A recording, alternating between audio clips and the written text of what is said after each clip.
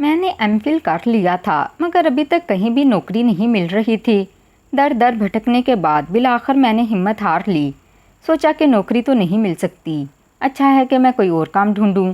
ہماری ایک class fellow سڑک پر فاسٹ فوڈ کا ٹھیلا لگایا کرتی تھی، اس کی بھی اچھی خاصی آمدنی ہو رہی تھی۔ میں سوچنے لگی کیوں نہ اس طرح کا کوئی کام شروع کر لوں، مگر ابھی تک میرے پاس اتنے پیسے نہیں تھے۔ ہمارا تو گزارا ہی بڑی مشکلوں سے ہو رہا تھا۔ اس کے ساتھ ساتھ رضیہ خالہ کے 25,000 ادھار بھی دینے تھے۔ ایسے میں کیسے دوبارہ ادھار لے کر کام شروع کر سکتی تھی؟ کافی دیر سوچ بچار کرنے کے بعد میرے ذہن میں یہی خیال آیا کہ کسی ایسی جگہ نوکری کی تلاش کی جائے جہاں مجھے کوئی نہ جانتا ہو، جیسے ہمارے گھر سے دور بنگلے جو اپنی پوری شان و شوکت کے ساتھ موجود تھے۔ میں نے سنا تھا کہ وہاں کی ملازمین کی تنخواہیں بھی ہزاروں میں تھیں۔ میں نے سوچا کیوں نہ وہاں جا کر نوکری کے لیے اپلائی کیا جائے۔ اگر نوکری مل جاتی ہے تو عزت کی 2 وقت کی روٹی کھانے کو ملے گی، اس میں کیا برائی ہے؟ زیادہ مردوں سے واسطہ بھی نہیں پڑے گا۔ ایک بنگلے کا کام ہوگا جس میں کام کرنا پڑے گا۔ ڈھکا چھپا کام تھا، محنت بھی زیادہ نہیں تھی۔ سوچا کام کر لوں، بے شک پیسے کم ملیں، مگر وہ قرضہ تو اتارنا تھا جو ماں کی بیماری کی وجہ سے لیا تھا۔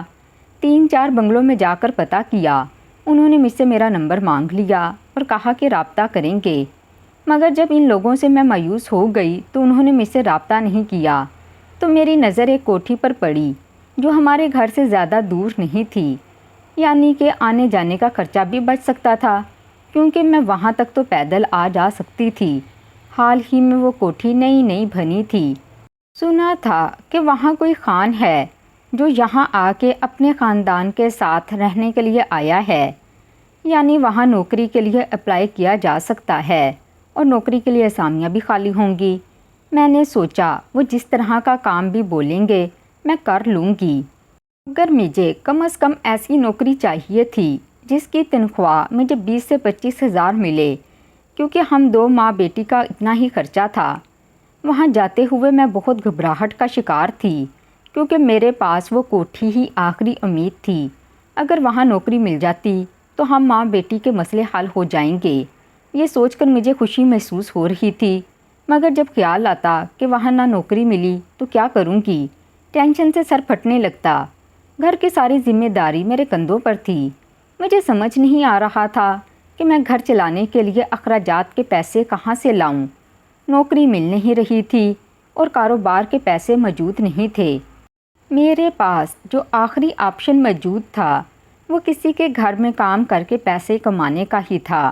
میں ذرا بھی ہچکچائی نہیں، البتہ ڈر ضرور لگ رہا تھا کہ لوگ کیسے ہوں گے اور کیا وہ مجھے نوکری پر رکھ لیں گے یا پھر میں ایسے ہی بے مراد ہو کر واپس لوٹ آؤں گی۔ ایسے کئی سوالات میرے دماغ میں گردش کر رہے تھے۔ پیدل چلتے ہوئے میری سانس پھول چکی تھی اور میں مکمل پسینے سے شرابور ہو چکی تھی۔ میری عمر 27 برس تھی۔ امید تو تھی کہ وہ نوکری مل جائے گی۔ میں بڑے بڑے قدم اٹھاتے ہوئے اس کوٹھی تک جا پہنچی۔ زور سے گیٹ بجایا مگر کوئی بھی گیٹ کھول نہیں رہا تھا۔ دیکھا تو تالا لگا ہوا تھا۔ مجھے حیرانگی ہوئی۔ میں وہیں پر بیٹھ کر انتظار کرنے لگی کیونکہ یہ خبر پکی تھی کہ آج وہ لوگ اپنی کوٹھی کے لیے ملازمین فائنل کرنے والے تھے، اسی لیے میں رسک لے کر یہاں سے نہیں جا سکتی تھی۔ پہلے بھی ایک بنگلے میں مجھے نوکری ملنے والی تھی، مگر اماں کی طبیعت خرابی کی وجہ سے مجھے گھر واپس جانا پڑا۔ تب تک ان لوگوں نے کسی دوسری عورت کو ملازمہ کے طور پر رکھ لیا تھا اور یوں وہ نوکری میرے ہاتھ سے چلی گئی۔ اور اب میں نہیں چاہتی تھی کہ یہ نوکری بھی میرے ہاتھ سے چلی جائے، کیونکہ اگر ایسا ہوتا تو دوسرا کوئی آپشن میرے پاس موجود نہیں تھا اور میں یہ رسک بالکل بھی نہیں لینا چاہتی تھی۔ پھر یہ تھا کہ میں 6-7 گھروں میں کام کرتی، تب جا کر میرے پاس کوئی 15 سے 20,000 روپے جمع ہوتے اور ہمارے اخراجات پورے ہوتے، مگر میں ایسا تو بالکل بھی نہیں کر سکتی تھی۔ ایک پڑھی لکھی باشعور لڑکی ہونے کے باوجود اگر مجھے ایسے کام کرنے پڑتے تو بہتر تھا کہ میں نہ کرتی۔ مجھے لگا کوٹھی کا کام صاف ستھرا ہوگا اور زیادہ لوگوں کو معلوم بھی نہیں ہوگا کہ میں صاف ستھرائی کا کام کرتی ہوں۔ بہتر یہی ہے کہ مجھے وہاں نوکری مل جائے۔ میں دھوپ میں گیٹ کے پاس بیٹھ کر انتظار کرنے لگی کہ کبھی تو وہ لوگ یہاں آئیں گے اور اپنی کوٹھی کے لیے ملازم رکھیں گے، میں تب تک نہیں جاؤں گی۔ صبح سے شام ہو گئی مگر وہ لوگ نہیں آئے، مجھے مایوسی ہو رہی تھی۔ میں نے سوچا کہ گھر چلی جاتی ہوں، ویسے بھی رات ہونے والی ہے، کہیں اور جا کر اپلائی کروں گی، کیا پتہ نوکری مل جائے۔ میں اٹھ کر تھوڑا دور ہی گئی تھی جب مجھے گاڑیوں کے ہارن سنائی دیے۔ پیچھے دیکھا تو 3 گاڑیاں فراٹے بھرتی ہوئی میری طرف بڑھ رہی تھیں، یعنی یہ حویلی والے واپس آ چکے تھے اور میں اب نوکری کی بات آسانی سے کر سکتی تھی۔ میں جلدی سے واپس مڑی اور اس گیٹ تک آ کر کھڑی ہو گئی۔ ان کی گاڑیوں میں سے بہت سارے گارڈ اور ایک بوڑھی عورت نکلی جس کی عمر لگ بھگ 50 برس کے قریب ہوگی۔ میں ان لوگوں کو دیکھ کر حیران ہو رہی تھی جبکہ وہ بوڑھی عورت ناگواریت دکھاتے ہوئے مجھے گھورنے لگی۔ وہ حیران و پریشان مجھے دیکھ رہی تھی۔ میں آگے بڑھی اور سلام کرتے ہوئے کہنے لگی کہ میں نے سنا ہے کہ یہاں پر ملازمین کی ضرورت ہے، اسی لیے میں نوکری کا پوچھنے چلی آئی۔ کیا آپ مجھے نوکری پر رکھ سکتے ہیں یا پھر مجھے یہاں پر نوکری مل سکتی ہے؟ میں نے ایم فل کر رکھا ہے۔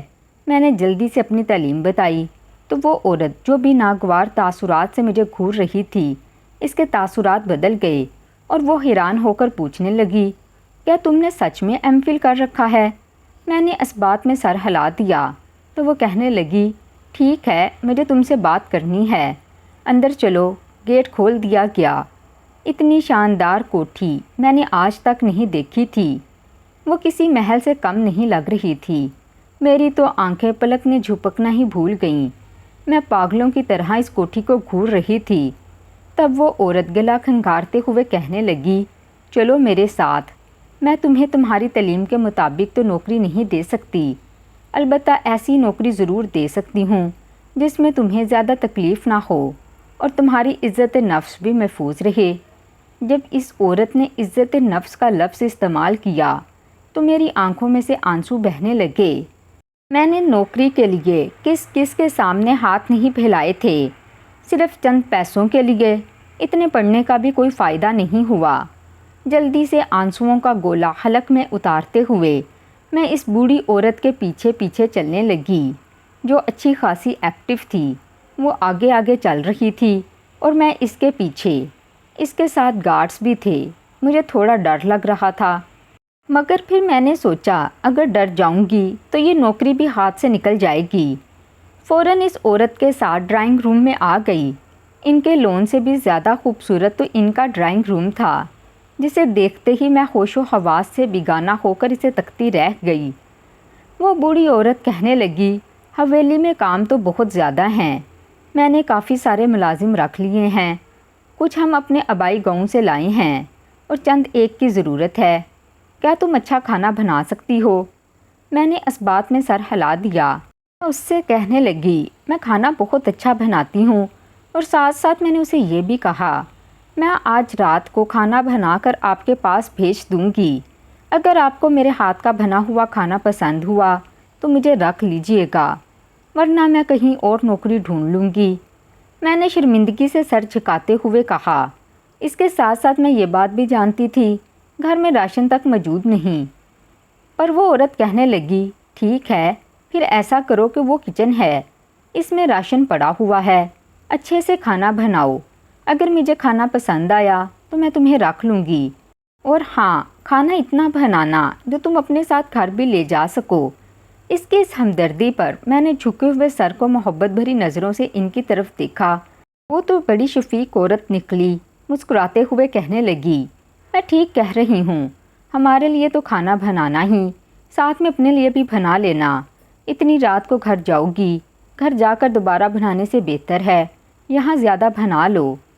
یہ کہہ کر وہ اٹھ کر اپنے کمرے میں چلی گئیں، جبکہ میں آنسو صاف کرتے ہوئے کچن میں چلی آئی۔ ایک آدمی میری مدد کروانے لگا جو پہلے یہاں کھانا بنایا کرتا تھا مگر وہ یہاں اس حویلی میں کام نہیں کر سکتا تھا، اسے اپنے آبائی گاؤں واپس جانا تھا۔ وہ چھوٹا سا لڑکا تھا، یہی کوئی 18 برس کا ہوگا، وہ میری مدد کروانے لگا۔ میں نے اپنی طرف سے کوشش کی کہ بہترین کھانا بناؤں یہ ذائقہ تو مجھے وراثت میں ملا تھا۔ میری اماں اس سے بھی زیادہ بہترین کھانا بنایا کرتی تھیں۔ کھانا بنانے کے بعد کھانے کو میں نے ٹیبل پر سرو کیا۔ وہ عورت آ کر کھانا کھانے لگی۔ اسے کھانا اتنا پسند آیا کہ اس نے انعام میں مجھے 5,000 روپے دے دیے۔ میں جو کھڑی ہوئی تھی، اس نے مجھے چیئر پر بیٹھنے کا اشارہ کیا تو میں فوراً بیٹھ گئی۔ وہ کہنے لگی، کھانا کھا لو اور گھر والوں کے لیے بھی لیتے ہوئے جانا۔ تم نے بہت زیادہ کھانا بنا دیا ہے، یہاں تو اتنے کھانے والے بھی نہیں۔ ایسا کرو، فی الحال تم گھر جاؤ اور اپنا نمبر دے جاؤ، میں تمہیں لازمی بلواؤں گی۔ میں سوچ رہی تھی اگر تمہارا گھر زیادہ دور ہے تو تمہیں یہیں رہائش دے دی جائے۔ یہ سنتے ہی مجھے اطمینان ہو گیا کہ یہ نوکری تو پکی ہے۔ کہنے لگی، نہیں نہیں، میرا گھر پاس ہی موجود ہے، میں پیدل بآسانی آ جا سکتی ہوں، آپ کو اس معاملے میں پریشان ہونے کی ضرورت نہیں۔ تو وہ اس پر عورت کہنے لگی، ٹھیک ہے، کوئی مسئلہ نہیں، لیکن یاد رکھنا اگر تم چاہو تو ہمارے پاس اتنی جگہ خالی ہے۔ میں نے نفی میں سر ہلا دیا تو وہ عورت کہنے لگی کہ رات بہت ہو رہی ہے، میرے گارڈ تمہیں گھر چھوڑ دیں گے، میں خود اپنے گاؤں واپس جا رہی ہوں، کچھ دن بعد آؤں گی، تب تمہیں تمہاری ذمہ داری سمجھا دوں گی، فی الحال یہ ایڈوانس رکھ لو۔ اس نے 15,000 روپے میری ہتھیلی پر رکھے تو آنسو میری آنکھوں سے بہنے لگے، کیونکہ اس وقت مجھے رقم کی بہت زیادہ ضرورت تھی۔ وہ عورت کہنے لگی، پگلی روتی کیوں ہو، گھر میں کوئی مسئلہ چل رہا ہے، زیادہ پیسے چاہیے؟ میں نے نفی میں سر ہلایا اور کہنے لگی، میرے لیے یہی کافی ہے، آپ کی ہمدردی کا بہت شکریہ۔ وہ مسکرا کر رہ گئی اور گارڈ کو میرے ساتھ بھیج دیا۔ میں نے کھانا بھی اٹھایا اور پیسے بھی۔ میری ماں نے مجھے دیکھا تو حیران رہ گئی، کہنے لگی، کس کے ساتھ آئی ہو اور سارا دن کہاں تھی؟ میں تمہارے لیے بہت زیادہ فکر مند تھی، بتا کر تو جاتی۔ میں آگے بڑھی اور اماں کو گلے لگاتے ہوئے کہنے لگی، اماں نوکری مل گئی ہے اور آج میرا پہلا دن تھا، ان لوگوں نے مجھے ایڈوانس پیسے بھی دیے ہیں۔ یہ کہہ کر میں نے اپنی مٹھی کھولی تو اس میں ہزار ہزار کے کئی نوٹ چمکنے لگے۔ میری ماں بھی خوش ہو گئی اور سر پر پیار کرتے ہوئے کہنے لگی، میری بیٹی کو اللہ مزید ترقی عطا کرے۔ اور یہ کھانا تم کہاں سے لائی ہو؟ انہوں نے تجسس میں سوال پوچھا تو میرے چہرے پر طریقی چھا گئی۔ میں نہیں چاہتی تھی کہ اماں نا امید ہو کر یہ سوچیں کہ ان کی اتنی پڑھی لکھی بیٹی کو ایک خانسامہ کی نوکری ملی ہے، اسی لیے جھوٹ بولتے ہوئے کہنے لگی کہ اماں یہ جو پاس والی کوٹھی ہے نا، اس میں بطور ملازمین کے ہیڈ کے طور پر فرائض سر انجام دوں گی، صاف ستھرا کام ہے، زیادہ محنت بھی نہیں کرنے پڑے گی۔ یہ سن کر اماں اداس ہو گئیں۔ تبھی میں نے ان کے ہاتھ پکڑے اور کہنے لگی، اماں اداس کیوں ہوتی ہو؟ کبھی نہ تو کبھی مجھے نوکری میری قابلیت کے مطابق ملے گی، مجھے معلوم ہے آپ کی دعائیں میرے ساتھ ہیں، اور وہ دن دور نہیں جب ہم سب کچھ حاصل کر لیں گے۔ میں نے اماں کو تسلی دی تو وہ مطمئن ہو گئیں۔ میں نے جلدی سے کھانا نکالا، اسے گرم کیا اور اماں کے پاس لے آئی۔ وہ بہت خوش تھیں اور بار بار مجھے دعائیں دے رہی تھیں۔ میں مسکراتے ہوئے ان کی باتیں سنتی رہی۔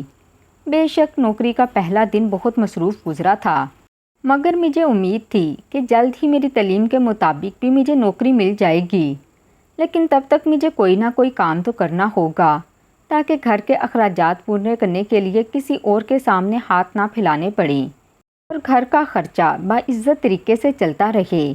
اگلے روز چھٹی تھی، کیونکہ بیگم صاحبہ جنہوں نے اپنا نام سلطانہ بیگم بتایا تھا وہ اپنے آبائی گاؤں گئی ہوئی تھیں۔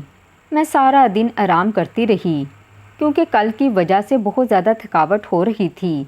کھانا ابھی تک بچا ہوا تھا، اماں نے وہی گرم کر دیا۔ ہم دونوں ماں بیٹی نے ناشتہ کیا اور میں سوچنے لگی کہ حویلی کا مینیو کیا ہوگا اور کیسے کام کرنا پڑے گا۔ حویلی والے مجھے ماہانہ 35,000 دے رہے تھے، مجھے اور کیا چاہیے تھا؟ یہ تو ہم دونوں ماں بیٹی کی سوچ سے بھی بڑھ کر تھا، اسی لیے مجھے کوئی اعتراض نہیں ہوا، بلکہ میں تو بہت ہی زیادہ خوش تھی کہ مجھے نوکری مل گئی، اور کوکنگ کرنے کا تو مجھے بچپن سے ہی بہت شوق تھا۔ یہ الگ بات تھی کہ اس کے لیے کبھی بھی میرے پاس وقت نہیں تھا، لیکن اب میں وہ ہر چیز بنا سکتی تھی جس کے بارے میں سوچا کرتی تھی۔ میں سارا دن مینیو سوچتی رہی کہ کس دن کیا بنے گا۔ میں نے ایک لسٹ بھی تیار کر لی تھی اور سوچا کہ بیگم صاحبہ کو دکھاؤں گی۔ اگر انہیں پسند آیا تو ٹھیک، ورنہ وہ جیسے کہیں گی میں ویسے ہی کروں گی، کیونکہ مجھے ان لوگوں کی خوشنودی زیادہ عزیز تھی اور میں کسی بھی طریقے سے یہ نوکری ہاتھ سے گنوانا نہیں چاہتی تھی۔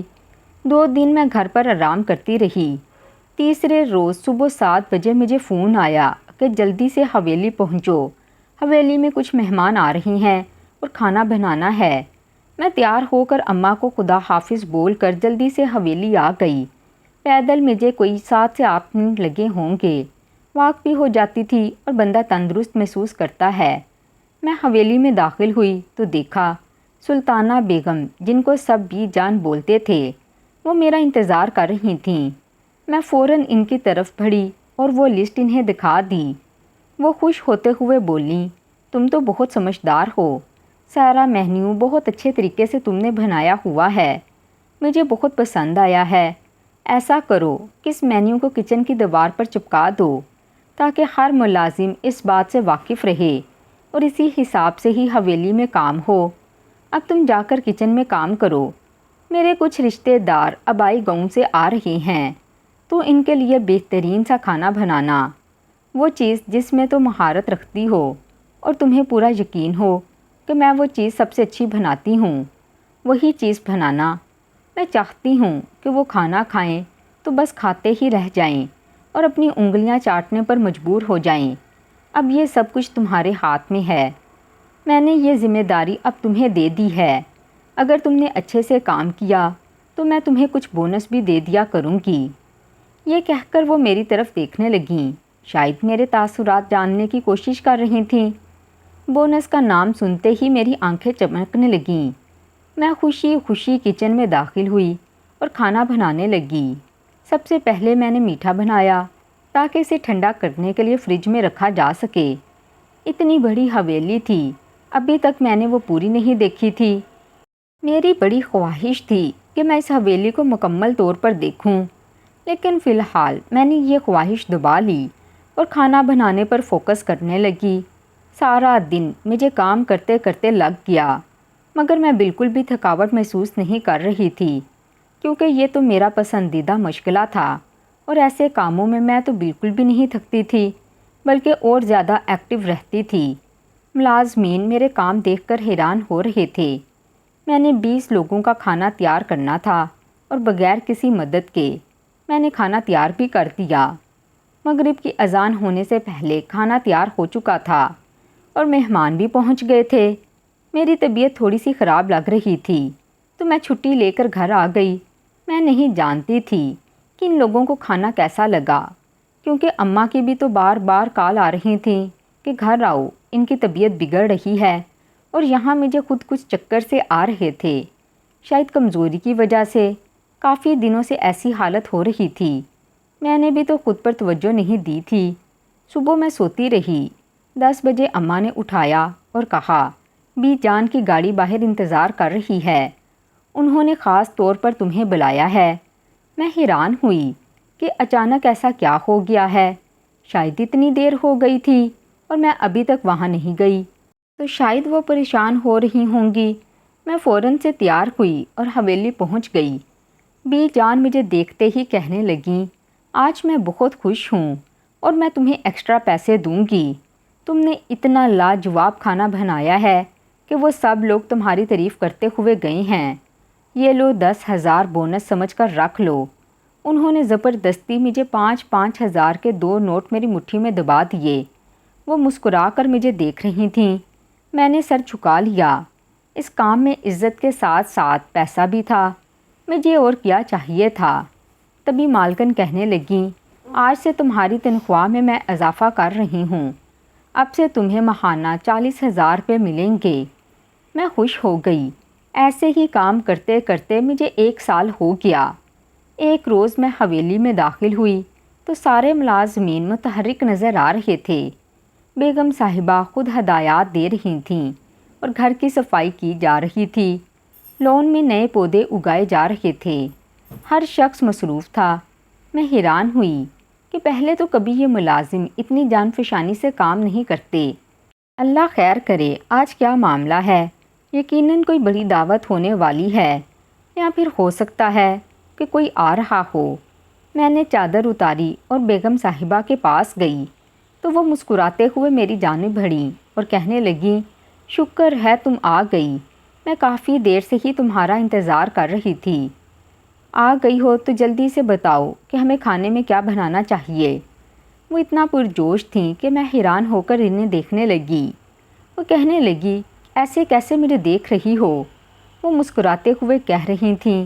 تو میں نے کہا، بیگم صاحبہ لیکن مجھے بتائیں تو صحیح کتنے لوگوں کا کھانا بنانا ہے اور کیسے لوگ آ رہے ہیں، یا پھر گھر میں کوئی تقریب ہے؟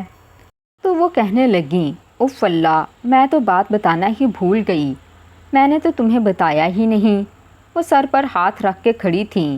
جب میں نے انہیں کہا، ہم بیٹھ کے جلدی سے ڈسکس کر لیتے ہیں، پھر کھانا بنا لیں گے، وہ کہنے لگیں، آج میرے شوہر واپس آ رہے ہیں۔ وہ بزنس کے سلسلے میں دوسرے ملک رہتے ہیں اور کافی عرصے بعد وہ گھر واپس آ رہے ہیں، اور اس نئے گھر میں تو وہ پہلی دفعہ آ رہے ہیں۔ میں چاہتی ہوں کہ یہ گھر اتنا پیارا اور مکمل دکھے کہ وہ خوش ہو جائیں۔ وہ جتنی پرجوش تھیں، ان کو دیکھ کر مجھے رشک آ رہا تھا کہ میں نے آج تک اتنی خوبصورت اور مکمل عورت نہیں دیکھی تھی۔ اس کے پاس دنیا جہان کی ہر ایک نعمت موجود تھی، بھلا اس سے زیادہ خوش نصیب اس دنیا میں کوئی تھا؟ ایک طرف میں بد نصیب تھی، آج تک ماں کو سلائی کڑھائی کرتے ہوئے دیکھا، سارا دن وہ مصروف ہوتیں اور میں ایسے ہی پلی بڑھی تھی۔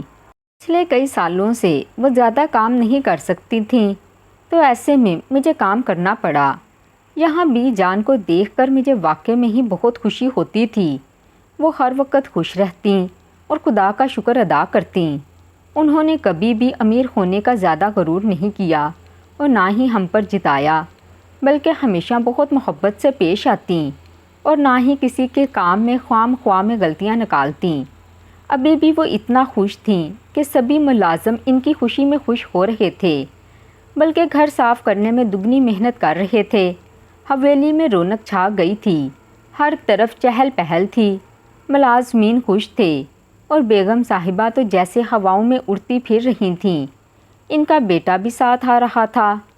شام ہوتے ہی تمام ملازمین کو یہ حکم دیا گیا کہ وہ لوگ اچھے سے کپڑے پہن کر استقبال کے لیے گیٹ پر آ جائیں۔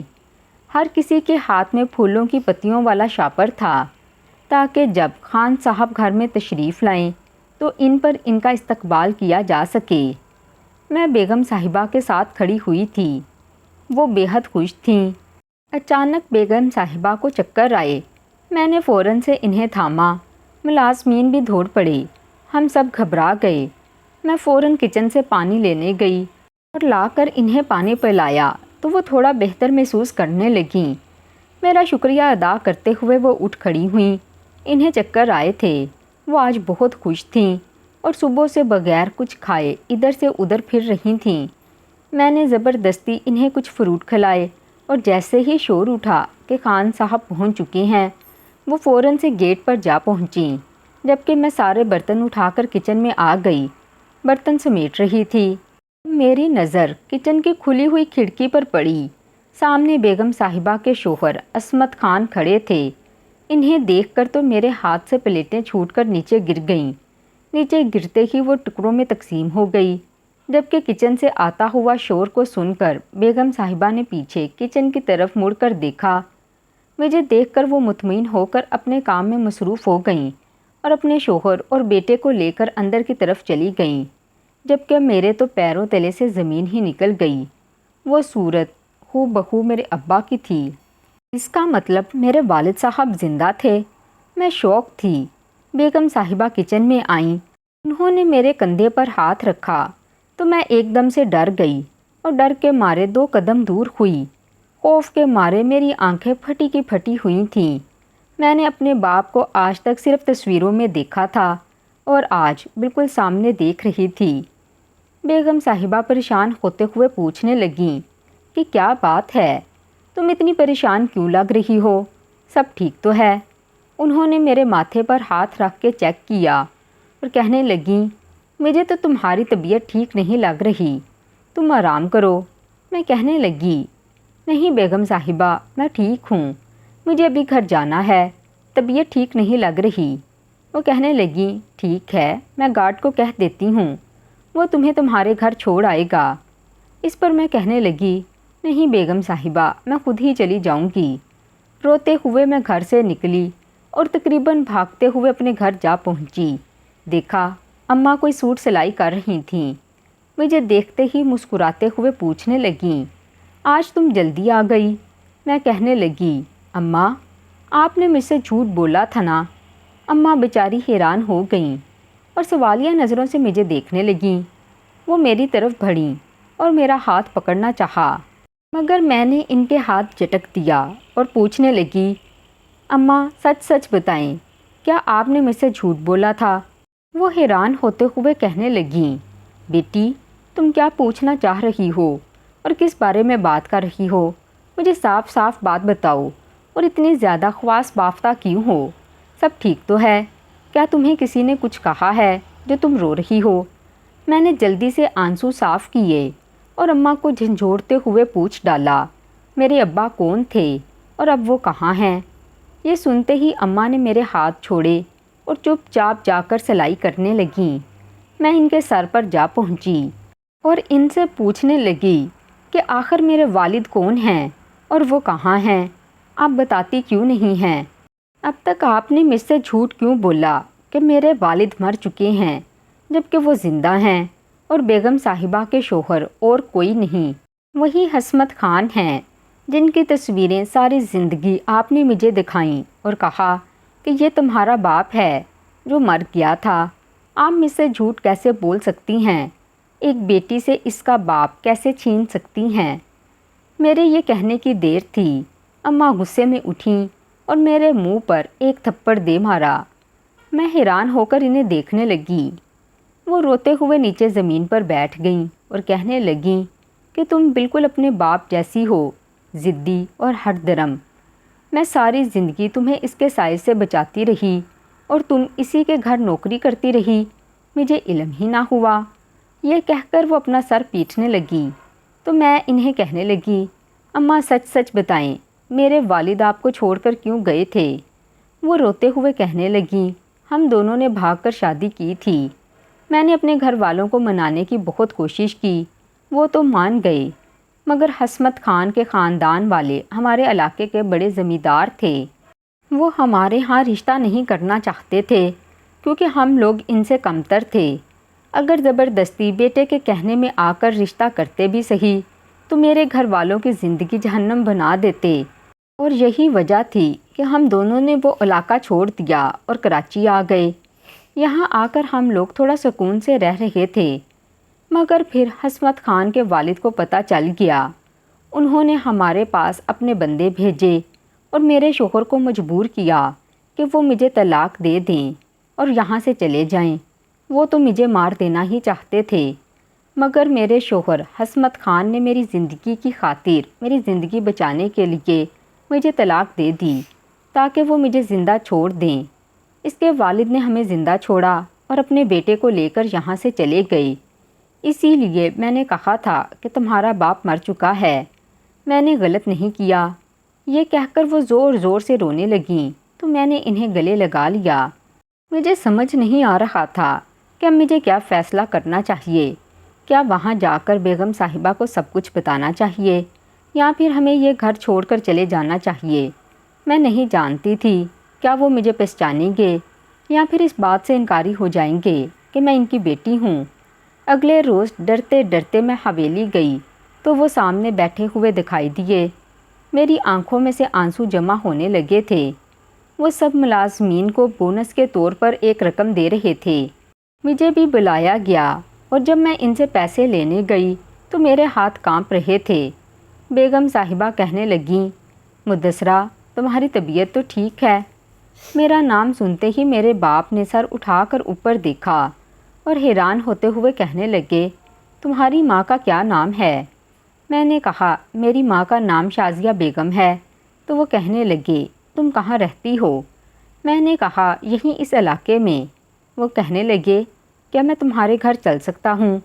وہ اتنے پرجوش تھے کہ بیگم صاحبہ کی جانب چہرے پر ان کی نظر بھی نہ پڑی۔ میں ڈر رہی تھی۔ میں نہیں چاہتی تھی کہ میرے والد کو پتہ چلے کہ میری ماں اور میں زندہ ہوں، مگر اب تو ان کو پتہ چل چکا تھا اور یہ سب میری وجہ سے ہوا تھا۔ وہ میرے ساتھ ہمارے گھر چل پڑے۔ سامنے میری ماں کو دیکھتے ہوئے وہ سمجھ گئے کہ میں ان کی وہی بیٹی ہوں جنہیں اپنے والدین کے کہنے پر وہ چھوڑ چکے تھے۔ انہوں نے مجھے گلے لگایا اور روتے ہوئے میری ماں اور مجھے حویلی لے آئے۔ بیگم صاحبہ پہلے تو بہت ناراض ہوئیں، مگر ان کو مجھے بیٹی سمجھنے میں کئی سال لگ گئے۔ آج ہم ایک خوشحال زندگی گزار رہے ہیں۔ بے شک مجھے اپنی زندگی میں بہت محنت کرنی پڑی تھی، مگر بیگم صاحبہ نے بھی میری والدہ کو وہ مقام دیا جو ان کا تھا۔ میرے والد صاحب بھی اپنے پچھلے کیے ہوئے گناہ پر بہت پچھتا رہے تھے۔ میرے باپ نے دونوں بیویوں میں انصاف قائم کیا۔ میں جس گھر میں ملازم بن کر آئی تھی، آج میں اس گھر کی مالکن ہوں۔ میرے بابا ہر چیز میں مجھے آگے رکھتے ہیں تاکہ وہ ماضی میں کی گئی زیادتیوں کا کفارہ ادا کر سکیں۔ تو ناظرین کمنٹ باکس میں لازمی بتائیے گا کہ آج کی کہانی آپ کو کیسی لگی۔ کہانی پسند آئی ہو تو ویڈیو کو لائک، چینل کو سبسکرائب کر دیں۔ ملتی ہوں کسی اور اچھی کہانی کے ساتھ، تب تک اللہ حافظ۔